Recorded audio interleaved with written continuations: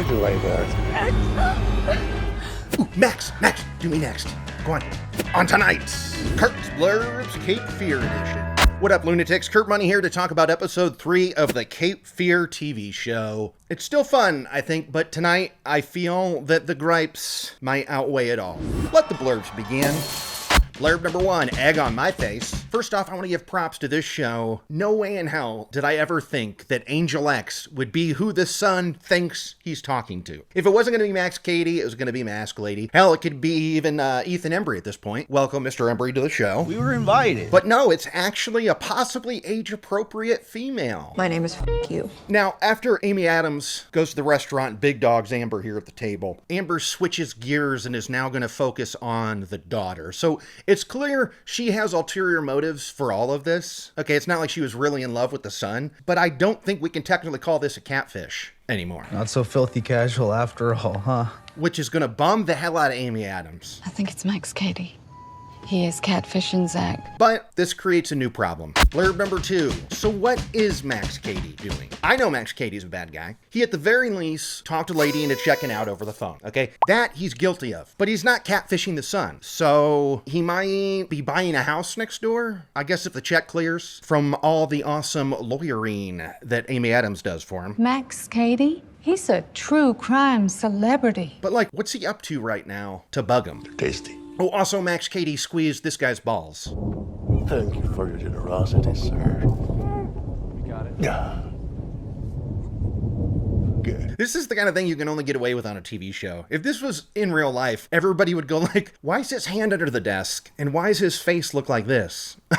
But we just gotta let it slide. And look, the show telegraphed, it's okay if we enjoy this guy suffering. Because for one, Amy Adams was hating him earlier. I'm just excited to sit down with some private prison folks and make them eat shit. And 2, he's wearing tinted glasses indoors. That is textbook TV language for asshole or blind guy, but in this case, asshole. I know this is all sounding nitpicky, but another thing that would be discussed at this point is who the woman who shot herself was talking to in between her attempts. Now look, I'm sure Max Cady was on some secret burner when he was in prison that he can bust out and nobody's the wiser. So there's record of this call coming. Is no one asking who the hell was she talking to during this? Friggin' Amy Adams. This is what she should be worried about, but she never mentions it again. Now she's all just, Max Cady's catfishing her son. He's catfishing her son, blah, blah, blah. He is catfishing Zach. Well, no, he's not. And even if he is, who cares? Like, is catfishing a violation of parole? I don't know. I think Amy Adams is just putting too much into the catfish corner here. I think it's Max Cady. Blurb number 3. Hey, I get that, ref. We had 2 nice little shout outs to the 91 movie here. Well, okay, we had 4 total. One of which I'm saving. That's going to get its own blurb. There were 3 definite shout outs to the movie. One, this just dawned on me. Seeing Francesca Scorsese here. Boom. Obviously, daughter of Martin, director of the 91 movie. So that's a boom. And then just last week, I was talking about the famous thumb in mouth scene. Super grosso scenes where De Niro puts his finger in her mouth. We saw that tonight with the daughter and Amber, so that's cool. It's not as creepy though. Look, I by no means am I sitting here going, please, why can't they just show a 50-year-old's thumb in a teenager's mouth? I'm not saying I want that, but that was creepy AF in the movie. Now it's just like 2 teens macking. Right? I mean, I know this lady's up to something, okay? I'm a little preoccupied with rolling my eyes at how much nonsense we're going to have to watch these kids get up to throughout all these eps. They're going to make some stupid-ass decisions, obviously. Oh, and let's not forget that creepy wave that the daughter got at the beginning from Ethan Embry. That is straight from the movie. When Jessica Lange and Robert De Niro are going at it, out comes Juliette Lewis, and she's all like, Mom, what's going on? Danny! Don't come out here! And Max Cady's like, your daughter, speed out of here. But now this time, the middle-aged perv is not Max Cady. He's got an ice cream date with himself that he cannot cancel again, okay? So now it's Ethan Embry giving her a little wave. I love this guy. Just saw him in Scream 7. How can I help you? Hi. Now he and his girl here are trying to swim at the Bowden's pool. Bowden? He's trying to swim in their pool, and big old tough guy, Patrick Wilson, comes out and is like, get off my property, dude. This is private property. Leave now. Now look, I love watching this guy sweat. This character sucks in my eyes. Would I rather Max Cady and Amy Adams run off together? Possibly. This is wrong. If indeed Max Cady did not kill his wife and unborn son, then I say, you two, meant to be, possibly, yeah? No. She's obviously amused by women finding him attractive after this gas station thing. Like, what is this smile she's doing here? I don't know. I think she's down. So anyway, now I love the awkwardness here, especially when they're like, well, you're not even using it, dude. Like, what's up with that? It's a little selfish, don't you think? But again, I find myself going, all right, someone else who is not Max Cady bugging this family. This is all a symptom of having to stretch out one movie into 10 episodes of TV. Or what?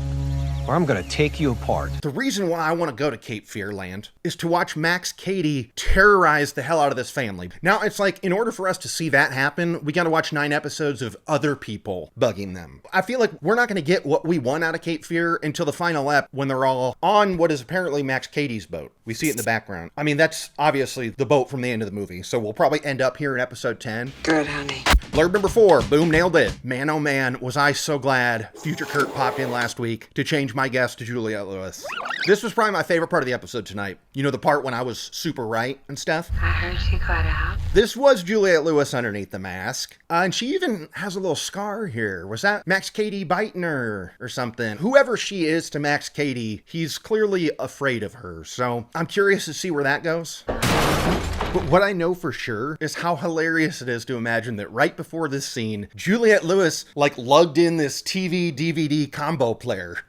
And don't forget the extension cord. We see it here when he's flipping out, okay? And also the huge ass remote and post-it note on it for Max, just in case. Like, well, she's probably thinking, like, you know, he's been in jail for 17 years. He might not remember how remotes work. Fair point. Fair point. But she came prepared. Sharpie, Post-its. She's got a DVD burner at home, so that's good to know. I mean, this is why she's cruising around in that station wagon. She's got to have room for supplies back there. And, hey, where were you, killer attack dog? You had one job. You see a crazy lady plugging in an extension cord to a TV, you bark. That's all you had to do. Oh, no! Blurb number 5, Goober updates. No voice to texting going on for Patrick Wilson tonight. Where are you? Question mark. But it is good to know that he's a total cheater, or will be soon. That's for sure. I knew this was going to be a problem the second this lady's face showed up on that Zoom. I love this actor, okay? I loved her in The Deuce. She was just in Task, also great. She didn't play a hussy on either of those shows, and yet I saw her face in that Zoom and I was like, oh, she's there to tempt Patrick Wilson. And she also might be the one who introduced him to his little dropper drug. The confidence of which he pitches it, I feel like she introduced him to it. Otherwise, he wouldn't be, you know what, let's really party. Or we could do what works.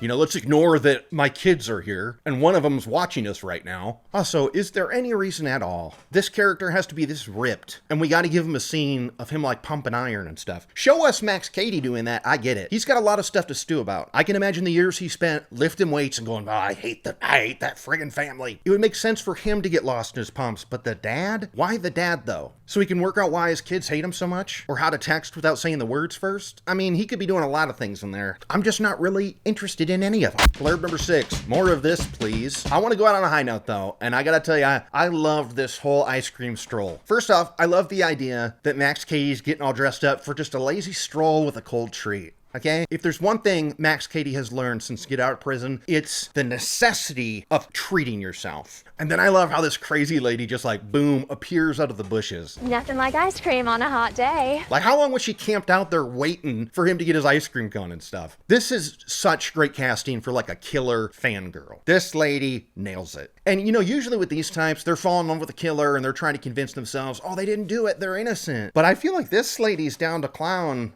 murder-wise. I think she's getting off on the idea that Max is a killer. Why else would she bring this up? Hey, do you really think Amy Brancato did it?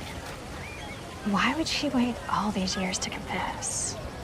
I'm just glad someone else is still asking questions about that death. Okay? She doesn't care about a catfish. She's got murder on her mind, and so do I. Also on my mind, the newly released 4K of The Burbs, which was exciting at first. Yay! The Burbs in 4K. The Burbs. And hey, 2 new commentaries. Also cool. But then you open this up and it's like they didn't do shit all. They like took cool things away from the release to port it over to 4K. Like, look at this freaking menu for the 4K. Look at this. It's bare bones. Why? Why wouldn't you use... They already paid for a custom Blu-ray menu for the Blu-ray version of the Shout Select. Look how cool that menu is. Why not just port that over? Ugh.